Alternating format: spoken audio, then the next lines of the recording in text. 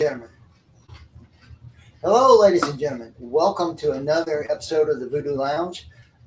Very happy to have with me good friend, bassist extraordinaire, Miquel Hernandez. Miquel, thanks so much for coming by today. Hey, thank you for having me. What we do here, Miquel said he was nervous. Don't be.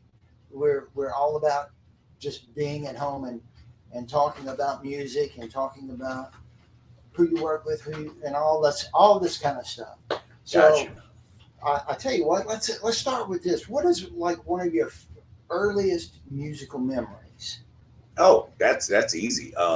My earliest musical memory is I was 3 years old.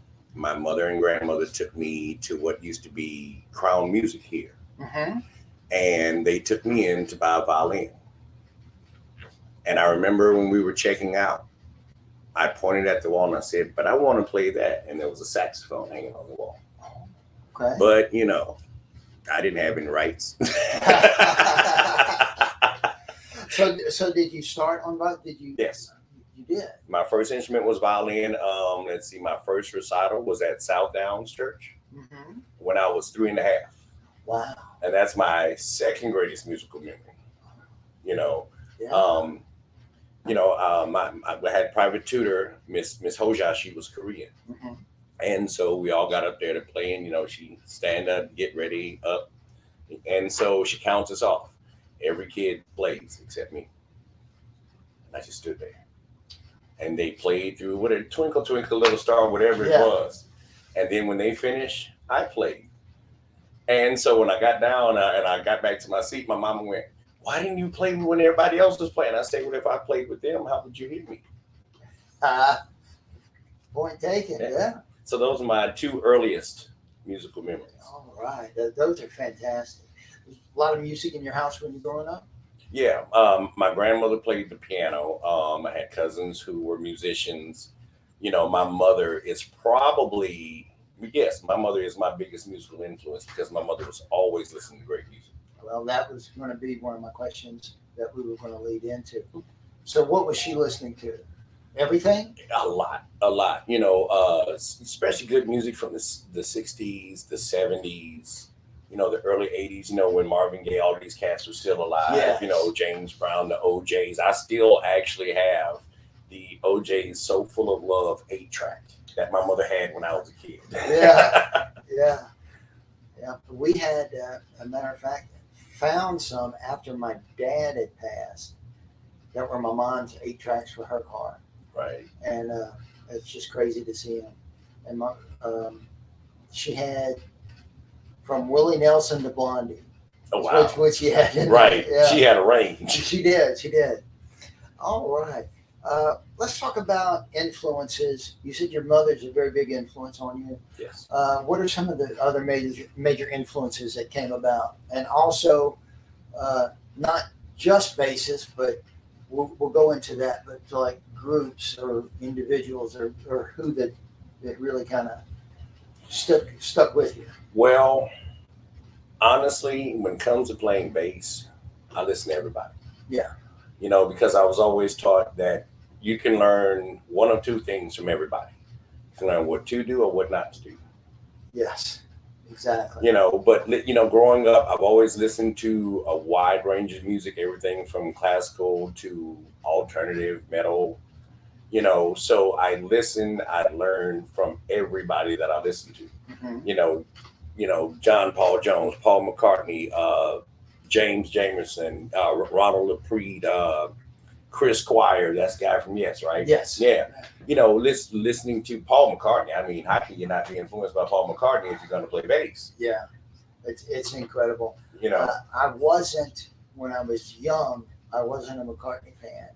And my teacher, I know, my teacher got on me about it. And he said, well, at the time, I guess it was, I don't know, 70, 75, 76. during the Wings years.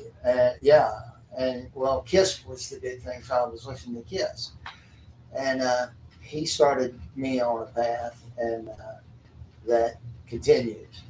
And that was one of the bases that he said, you really need to check this guy out. This is really what it's about when it comes to basses. Right. And Jocko was another hero of his, which has become a consuming hero of mine. Right. He's one of those guys where you just have to sit and just go, wow. Yeah, he was blowing the doors off of things before anybody, any of the other people that came behind him. His musical knowledge and what he could do with that instrument is Right. still dumbfounding. Right. You Right. know? Really fantastic. Really fantastic. Are there any guys or women that you like to listen to, just like as a guilty pleasure when you're listening to music? Is it anything in particular? Well, it depends on my mood. I'm the same way. Because there are times I want to, just hear nothing but funk. There are times I just want to listen to country. There are times I just want to listen to opera. Mm-hmm. Or it might be just jazz. It might be just blues. Whatever my mood is, I'm going to listen to that genre. And, I try to listen to the people who at least made a mark in those genres back in the day. Yeah. It's kind of like Louis Armstrong. Someone asked him once, what kind of music do you like? And he said, well, I like good music. What kind of music do you like? Yeah. Yeah. If it's good music, it's good. It's just whatever my mood is, I feel like this day. As long as it's good, I'm listening. I won't touch whatever, Pandora, whatever plays. But if it's something I'm going, that time to skip. Yeah. I think a lot of musicians here locally, when you speak to them in the South Louisiana area, there is a big mix of music that comes. When you ask somebody, except for just a few guys who are just fanatical about one genre of music, when you ask, who do you listen to? We pretty much get the same answer. Right. Yeah, it's my mood, what I feel like listening to, whatever. Sometimes whatever comes on the radio, if it moves me, I let it there. So. Right. Although I have to say I rarely tune into radio that often anymore. I don't myself either. Since I can play YouTube through the car radio or whatever. YouTube, Pandora, all of that. It's like, I'll just stick with stuff that sounds good. Yeah, and not have to worry about interruptions or commercials or anything like that. Exactly. Yeah. Dynamite. Let's go into some of the people that you work here locally and give us a little rundown about that, which may take a minute. I know that you work with quite a few different people here. Yeah. Well, currently, I play with Miquel and the Gunslingers. Mm-hmm. That is a rock and country, either duet or trio usually. Right now, I'm also playing with DK Harrell. He is a young up-and-coming blues artist up from Ruston. Sam Joyner contacted Joe Monk and I back in October because he needed a band to go to Indianola, Mississippi to compete for the chance to go to Memphis for the IBC. Yeah. So I'm working with him. And let me just interject real quick for people who are not familiar. The IBC is the International Blues Challenge. Yes. That happens every year. So some of our people who are not musicians may have just not been aware of it, but it's a great thing to go do. I've got to do it a couple times, and it's right. A lot of fun. Right. This year was my first year, and I had a great time. I was blown away. Getting to listen to a lot of blues bands. Some maybe not so quite blues bands, but they got there. So yeah. And it was my first time there. I played in Memphis. I played for the Handy Awards, all that kind of stuff, but never anything that had to do with the IBC. Mm-hmm. So this was my first IBC experience, and it was nice. I had a good time, and maybe one day somebody else needs a bass player to go. Maybe I'll go again. Yeah, or maybe if you're fronting your own band, you'll get to go. Sometimes I do think about that. Yeah. We when I was there, I remember a band from Canada was the one that struck me. In the couple of nights that we got to go listen to other players. There was a group called Daddy Longlegs. Wow. And they were fantastic. And I remember the bass player was left-handed and playing a Rickenbacker like Paul Wow. McCartney. Right. Oh wow. And it was they were absolute dynamite. And it was just four guys. The singer played harp, guitarist, bassist, and the drummer, and they were fantastic. Mm. Well, what about some of the other people? Now I know that you've worked with Larry in the past. Yes. Larry Turner for. Larry Garner. I'm sorry, Larry Garner. I've got my blaring confused. It's okay. It's the white hair sticking on that. Yeah, that's right. That's exactly right. Yep. I'm getting a few myself so I can identify. Yeah, I toured with Larry for over 5 years. And you got to see a lot of different parts of the world, correct? Yes, I have been to the 48 contiguous states. I have played in 45 or 46 of those so many times I can't even count. Mm-hmm. 7 European tours, 7 Canadian tours. Mm-hmm. You know, so I got to learn a lot about not only the music business and about touring, but also other parts of the world, things that they don't teach us here in America. Mm-hmm. You know, because one thing I've learned in my travels is that, you know, there are certain things that we're taught, like, you know, almost anytime you see anything in a movie or a television show about Germany, it always has to do with the Nazis. Yeah. You go over there, these people here, they want to be as far away from that as possible. Yes. Don't get me wrong.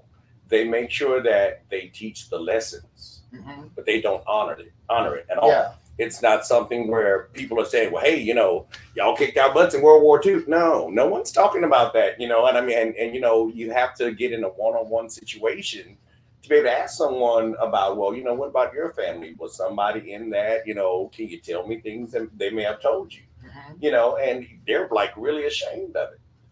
But over here, everything you see is Nazi, Nazi, Nazi, Nazi. Yeah. Yeah. And it'd be terrific if some of these filmmakers would just let go of that peanut, Right. you know, and concentrate on some, because that part of the world is beautiful. It is. The mountains and everything. I don't The know castles too. if you know my niece Cindy Wonderful. You know Cindy? I don't know. Well, Cindy and her group, they had like a rap trio, and she lived in Berlin for a number of years, and we would get pictures, and it was just gorgeous. It was just incredible. And like you said, castles. We don't get to see castles here in America. Right. And you know, you'll be driving through the countryside and, oh, there's a castle over there. And, oh, look, there's a castle way up there. Oh, look, there's one. And, you know, they're around. And I mean, you know, they're beautiful. I got to tour Heidelberg Castle. In there is the world's largest wine cask ever built. This thing held like, I forget, it stands about 3 stories high. Wow. You know, you actually walked upstairs and you had to go up several flights to get up to this deck that they built on top, and you stand up there and you look down and you go, oh man, cool, I'm up here. Man, I hope this wood is still good. I don't want to fall through. Yeah. And actually they said that there was a king who actually in 1 year emptied that wine cask. That, you know, this big king. Yeah. Yes. Do it with guests and parties, I guess. Guests in parties, but they say that he drank a lot of it himself. Wow. You know, and it's like, you know, how can you even do that? You know, 'cause I mean, you see this thing, it looks like it's a house almost. Yeah. You know, it's like, and he okay. Well, I guess he accepted the challenge. Right, he did. He did.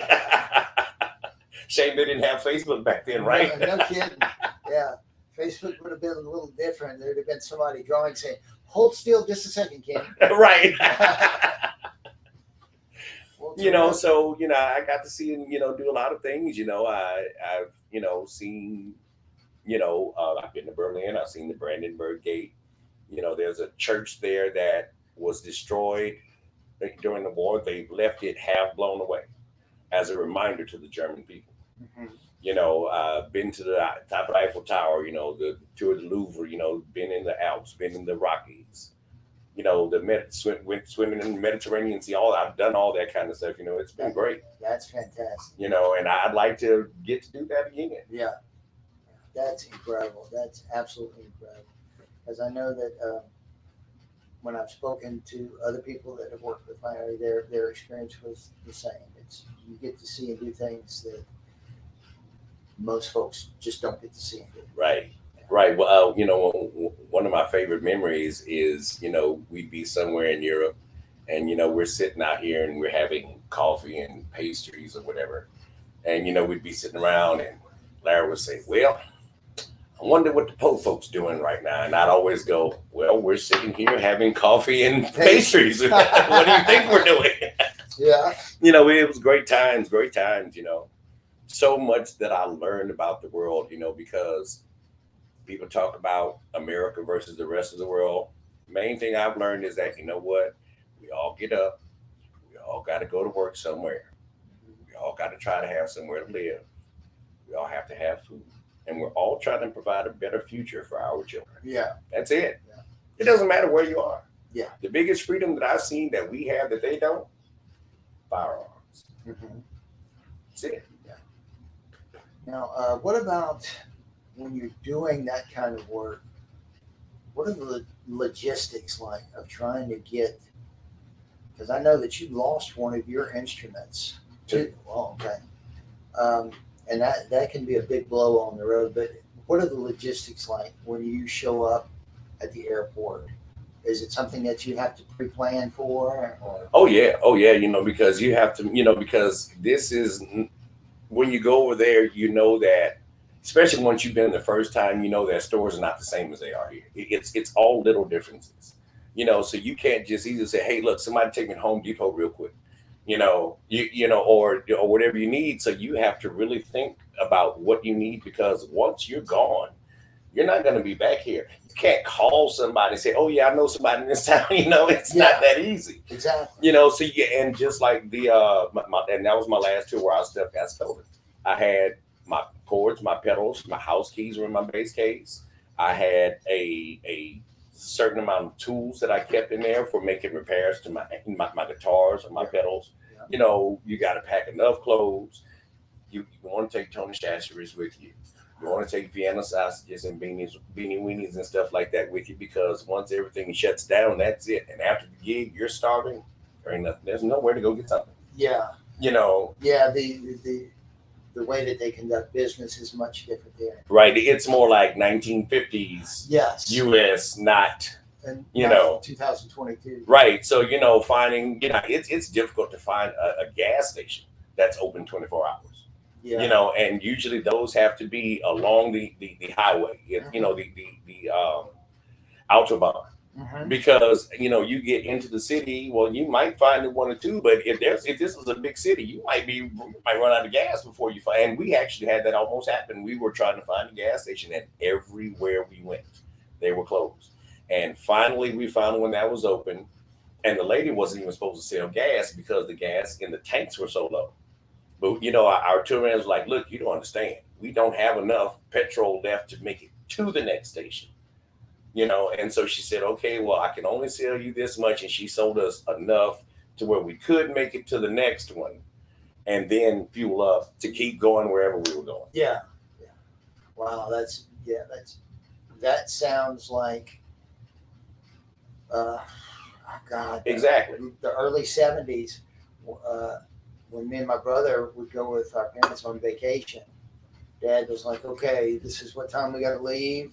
This is where we're going to stop and get gas, and we've got to be there at these times, because once it gets dark, everything, bam, that was it.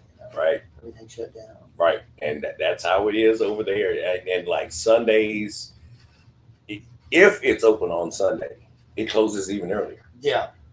So, lots of things that on Sunday you're just stuck. Yeah. So this is why you have to think about, okay, well, I need to have some stuff in my bag. So, when I get hungry or whatever, I got at least enough to eat to where I can take the edge off the hunger, where I can go to sleep until breakfast the next morning. Yes. Now one thing I can say that I loved about there is if you arrived at a hotel and it was after the hotel lobby closed, because you rarely have a hotel over there where you have an attendant on duty all night. Mm-hmm. And it's so beautiful to see how the honor system works, because you walk in, there are all your room keys laid out. Your name is by your key. So everybody, or sometimes just the keys laid out and you walk up, everybody in the band, you get it, you snatch your key and you go to your room. And I've gone in where there's been 3 sets of keys laid out, and they'll put like, okay, well, this is for this group, this is for this group, and that group. And you go in, you get your stuff. Lots of times if they have bars downstairs, you can go down there, you can get something to drink. Just make sure that you leave your money on the counter. Mhm. Don't just take beer and go. Yeah. Pay for it. They don't trip. Yeah. Because that's just the way that. And you go over there and you go, man, they could never do this in the States. Yeah. You'd have trash hotel rooms, televisions, and microwaves stolen, and they'd have no liquor. Yeah, exactly. That really is a tremendous difference. Right. Yeah. Hey, why don't we talk a little bit about gear? I know that you play quite a few different instruments, and you play multi-string basses. Why don't you lay some of that on us and what you're using right now? Well, in my case, I always have 2 basses, and I'm always carrying. I have a 1970 Fender Jazz that I got from Bob Harper. Big bass. That is my biggest local bass influence, Bob Harper. Bob Harper, yeah. He's the reason I learned how to play the blues. Yeah. And that's where I got the 70 Fender Jazz. My other main one that I carry is a 7-string Galveston. And we're gonna take a look at that here in a minute. It's an awesome instrument. It's fantastic. Yeah, it's heavy too. Yeah. Yeah. And what about your amplification that you're using here? Well, I have 3 bass heads. I have a Galleon Kruger. I'm using it right now because I have a Ampeg SVT5 Pro, but it's still in the shop. Okay. And I also have an SVT2. And I only bring it out when I've got to play outdoors because, hey, it weighs 95 pounds. I'm not carrying it to every gig. Yes. I've got one myself. I've got the vintage reissue Ampeg head, and I found at a thrift shop here in town a 70s 810 cabinet, and I bought it. And it sounds incredible. It's like the holy grail almost of amplification for bassists. And when you're on stage and you hear it and that wind comes by you, it's nothing like it. Right. But then at the end of the night, when you've got to move that 95-pound head and that 250-pound cabinet, it's like, wow, I think I'm That's when you start rethinking your life. Yeah. I think I may use something different. Right. Now, all my bass cabinets are SWR. I'm a big fan of SWR. When they were still in business, their cabinets, because their speakers, to me, are some of the best at reproducing your sound. Your tone, the tone of your instrument, your fingers. Those are my favorites. Yes. And I'd always used SWR heads, but they ended up getting screwed up. And so then I ended up getting the Ampeg heads. And then it was like, oh, wait a minute. I think I can get down with this. Yeah. Because I used to hate Ampeg because whenever I would plug into them, they were just so boomy. Then once I really had time on a gig to sit there and play with it and, really get the sound right, it was like, oh, yeah, now this is nice. I think I could play this. And Well, I tell you what, if we ever got to the position that we were touring and we could let the roadies handle that, it wouldn't be a problem. But that happens in Europe. Oh, okay. Stage hands, stage manager, you get to the venue to go set up the sound check. And they come out, you got to be quick grabbing your instrument because they'll snatch it all out before you even get out of the tour bus really good. Yeah. So you got to get your instrument because how it is. Instrument's personal. Yeah. But they carry all that heavy stuff in. You tell them where you want it and they start getting it set up on stage. You're sitting here drinking coffee and tea and eating cookies and crackers and stuff. Yeah. Well, it's not their first rodeo either. So right. I'm sure they're prepared when the act shows up, they're ready to go. They're ready to get things moving. Yes. They put a lot of time into producing their shows. They take care of you when you get there. Then while you're setting up doing sound check, there's people on ladders pointing lights, doing all this. Every gig, they're adjusting lights to where you want to stand. And actually, in my mind when I'm playing, I close my eyes so I don't see the audience. And once I do that, they don't see me. All they do is see my bass in my hands. That's what's happening up here. Okay. So I learned very quickly in Europe to stand way up towards the front of the stage while they were adjusting the lights. And then when it's showtime, I stand back towards my amp so I'm not in the light because I didn't like being in light. I want you to look at me, just listen. Well, and also sometimes Can't see. you can't see anything. So when you're at the front of the stage, you can't see any of the folks that are out there. Right. But if you back up, like you said, you can get a pretty good view of it. Right. Because, those lights will get you, and then, the worst thing you have happen is, whoever your band leader is decide they want to do something different and you're being blinded by a stage light and, oh, wait a minute, I didn't see it. Now somebody's looking at you crazy because threatening your job, talking about they're going to dock your pay or, you know what, I'm going to get somebody, Yeah. Let me stay out of the light. Yeah. I need to see, I need to be aware. And I don't want y'all to see me anyway. I just came across a website talking about not being right in the light. A lot of places are not well lit around here anyway because they're local clubs. And no one's ever adjusted their lights. My vision over the years is horrible. And I have trouble sometimes in darkness seeing my instrument. So there's a company and they have glow in the dark markers to put on your bass. Really? They have on the fretboard, they have some stuff that you do, and they have volume knobs that are numbered around the bottom that are glow in the dark so you can see where you're going with it. Volume and tone knobs. You're gonna have to give me that information before I leave, because I've been in that same position looking at my bass like, well, man, I can't see anything. That old beat up P bass that I played with Elvin Killing Me. Yeah. I had a couple of these weird looking skull knobs on them. And the reason being was twofold, because they look kind of groovy, but I could feel it. Right. I could feel where they were at. So when I put my hand on it, if I knew that my tone wasn't right or my volume was kicked off, I could kick it up and I could make adjustments on it. Right. But still, having to look at that neck sometimes, I've even spoke to Tim. I said, dude, I need to put like nickel size markers down the side of my bass, right, so right. I can see them when the lights go right. out.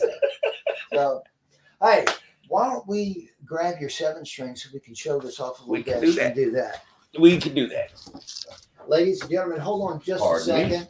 We're going to break this instrument out. This is a truly awesome instrument that Miquel plays.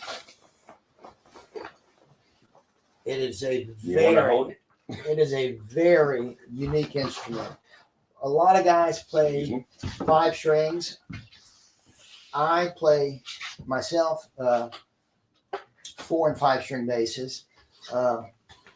But to have a multi-string instrument, like, what are some of the challenges that you face when you play an instrument like this? Well, you can really get carried away when you're playing. And, most of the time when I play with my eyes closed. Mm-hmm. And if I really get too deep into what I'm playing, I can, end up running. Well, I don't run out of strings, but I can get confused. I can get lost in like, oh, wait a minute, hold up. Where was I? Oh, yeah. Okay, there we go. Mm-hmm. That was the biggest thing, for a long time. It still happens, not quite as much anymore. Mm-hmm.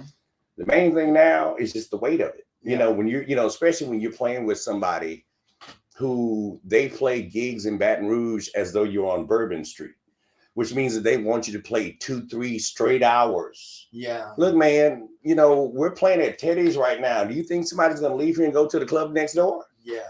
Yeah. We're in the woods. Yeah. Why are we playing for 3 straight hours? There's no other club to go to. Right. They've got to drive at least 5 miles or so, at least, before they find another club. Yeah. Let's take a break. I'm dying here. Yeah. That's the biggest thing right now. Yeah. Now, what about tuning on this? I know that on a regular 5-string, it's B to C. Is that B to G on a 5? B to G. Yeah, because it'll be B-A-D-G. And then. Oops, I'm sorry, wrong finger I'm pointing with. And then. Sorry, Facebook. Then if it's 6, it's a C. It's a C. What is it on 7? F. Now, is it all tuned to keep your patterns the same? I guess so. I mean, that's how they made it. And I just accepted it and say, okay, straight 4ths all the way across. Cool.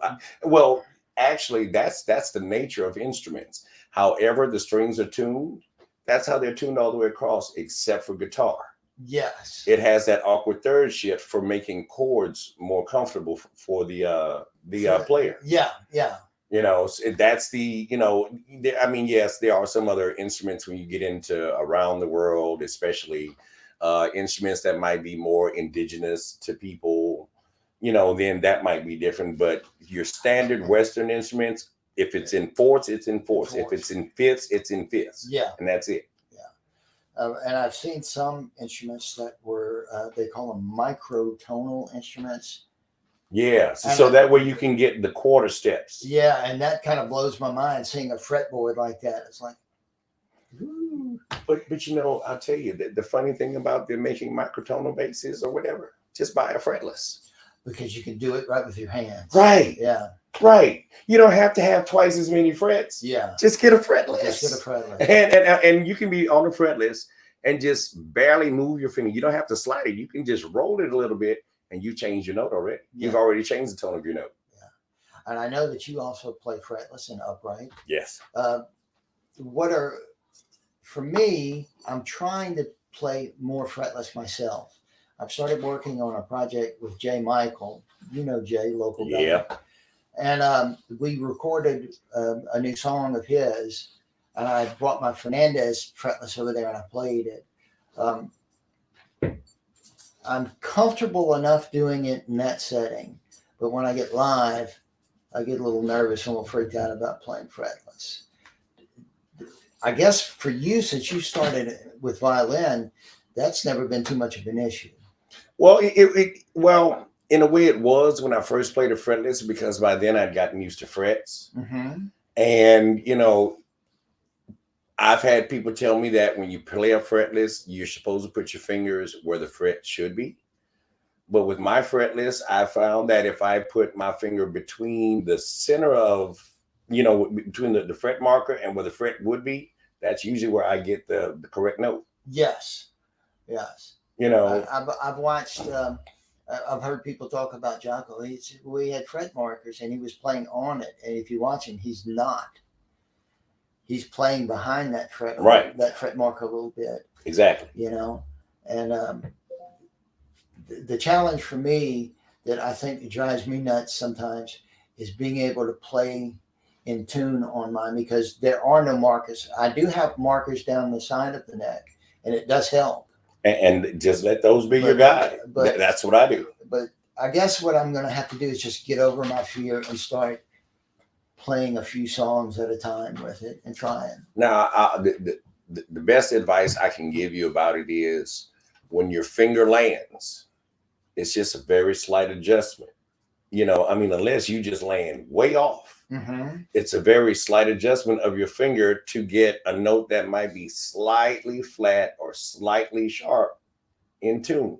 Okay. You know, so it's just about hearing it and being able to react to it. Mm-hmm. You know, but that's, you know, once you understand that it's just a slight adjustment, it makes it a lot easier.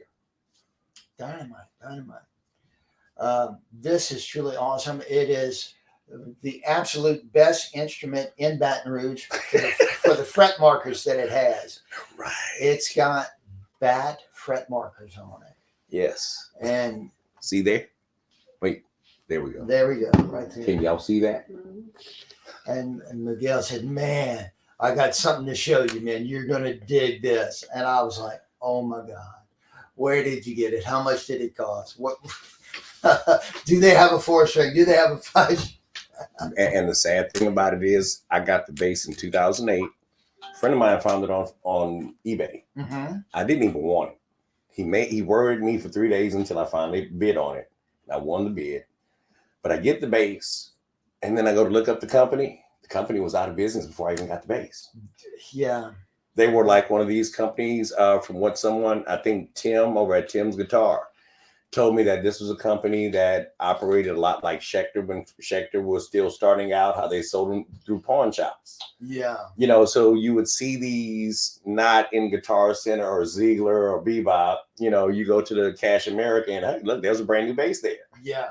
Yeah. But it was, they were already belly up by the time I got it. Well, I do remember years ago on eBay seeing quite a few different Galveston instruments.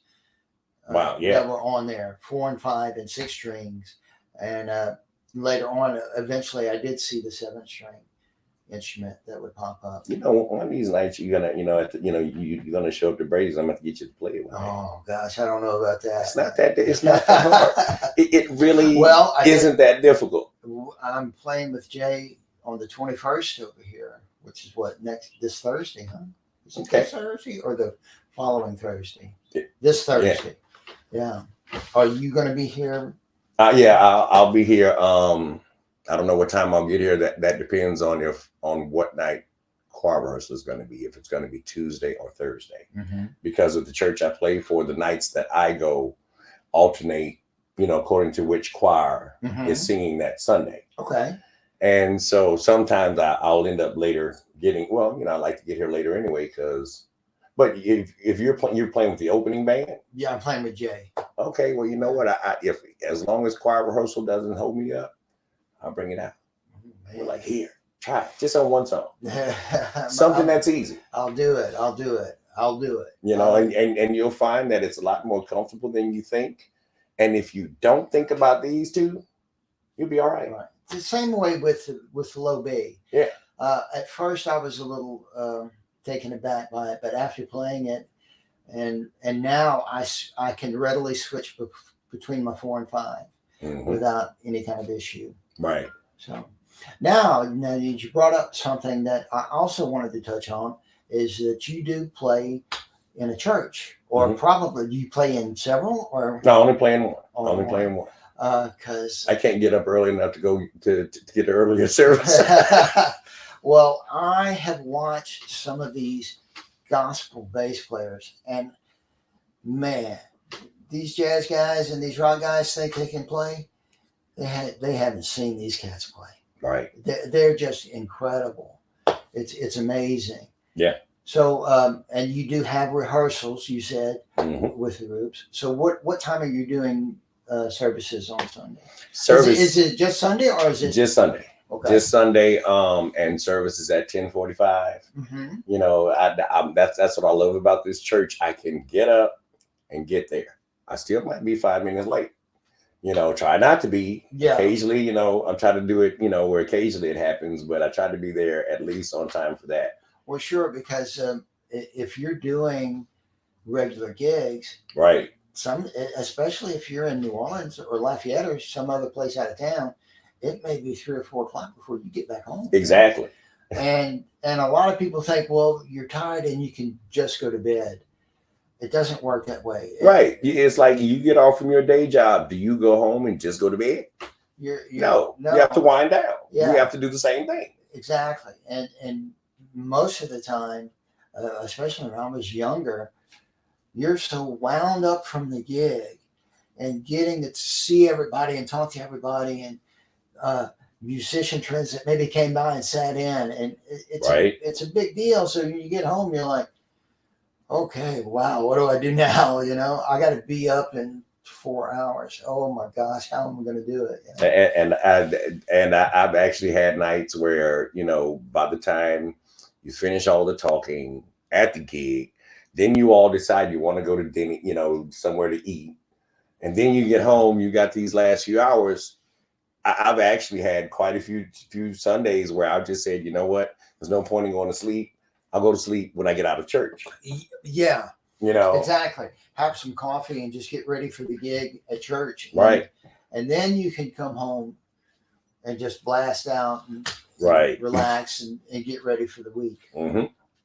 Dynamite. Terrific. Let's see.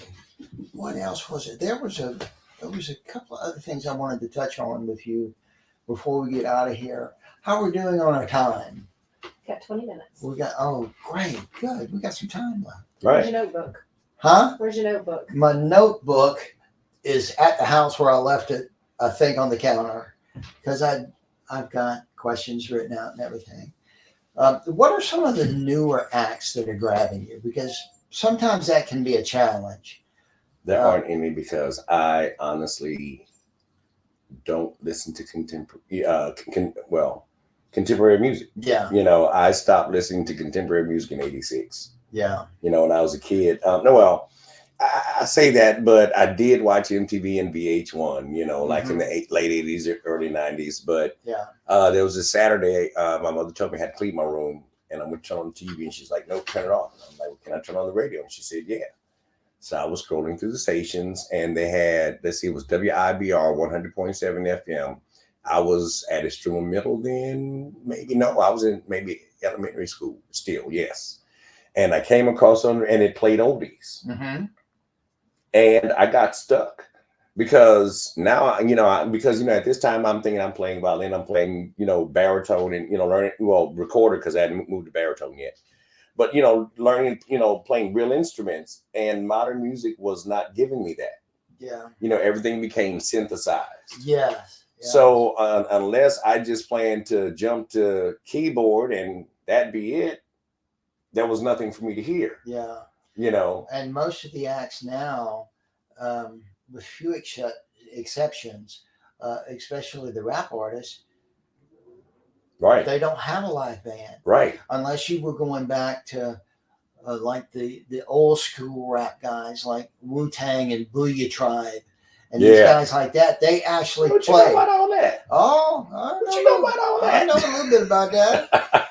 But I remember seeing the Booyah Tribe for the first time. All these Hawaiians, man, they come out and they start playing. I was like, oh, these guys they're the deal, man. Right. They're the real thing. They're the real thing. Also, another one that I liked that came out was the Roots. Yeah. I was a big fan of the guy that played with them early on, Hub. Yeah. And he just recently, a year or two ago, passed, didn't he? Yeah, I think so. Yeah. And they've had some interesting guys play with him. Mm-hmm. And I like to watch him on late night TV once in a while. Right. The drummer, Questlove. His pocket. Oh, my gosh. That's all I can say is his pocket. do you have the Philadelphia Experiment, the CD? It's him, Christian McBride on bass, and, oh, gosh, I can't think of the two other guys. I have heard of it. I may have heard some tracks from it, but I never. It's incredible, and they've got a version of Philadelphia Freedom, the Elton John song. Yeah. And they start playing it, and you go, "What are they playing?" And it hits you, and you're like, "That is the absolute coolest version of that song I've ever heard in my life." Right. No vocals, but it's them playing, and it's just incredible. It's incredible. I'm gonna have to look that up when I'm done with this. Jay had actually just turned me on to some guys, and they're new to me. These guys have been around since the late '90s, called the Viral Sons, rock guys. I've heard of them. And they did the induction ceremony for one of my brother's favorite bands, Black Sabbath. So they come out and they start doing their thing, and it's live at the thing, and it's the original video is like 9 minutes long, but the cut one that you can see on YouTube is about 4 minutes. And they start out with War Pigs and go into Paranoia. And that singer, when you talk about dynamic showman that can front a band, the band's incredible, and this singer just takes them up to there. I mean, he's all that in a bag of chips, man. He's dynamite. Really good. It really surprised me. I'm gonna have to listen to them. It's just really good rock stuff. Not that's all I can say is a really great rock band. And that's good because I love rock. And not so deep in a genre that's all. There's no wiggle room for them because they've got a lot of wiggle room and they've done a lot of things and they're really pretty dynamic. I really do like them, and they're all ace players. You can tell that they've been in the practice room quite a bit before they got together, you know. So it's a big deal. Hey, look right over here. I've got a couple of stickers right there for you. The Voodoo Lounge. Oh wow! So you can put one of those on one of your cases, or one of your whatever you feel like putting on. I will definitely do that. This is the Voodoo Lounge sticker that you can, if you can see them right there.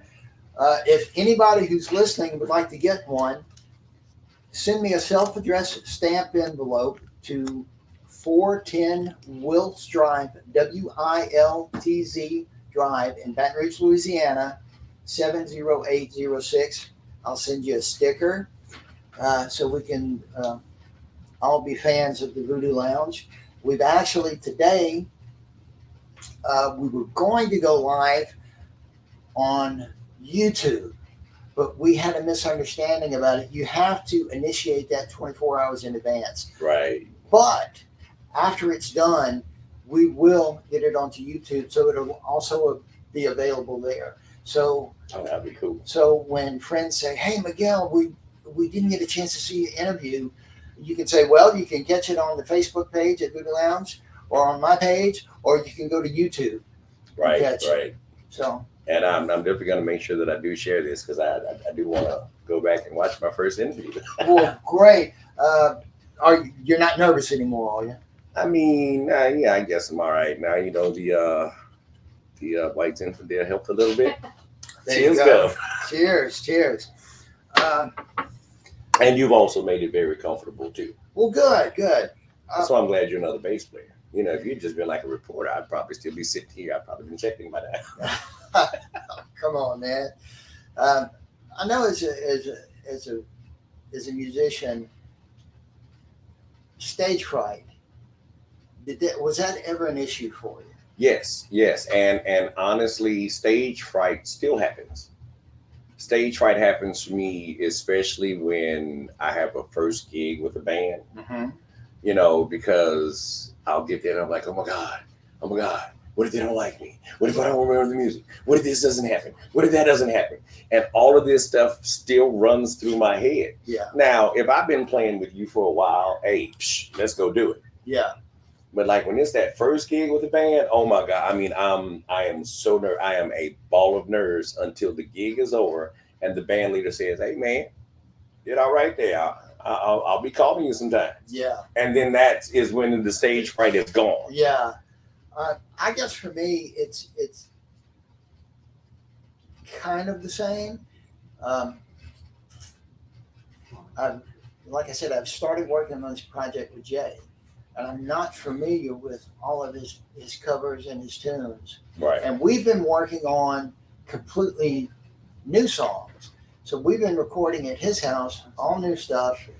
So I'm still having to get together with him and go over tunes that he's played for the last 15 years.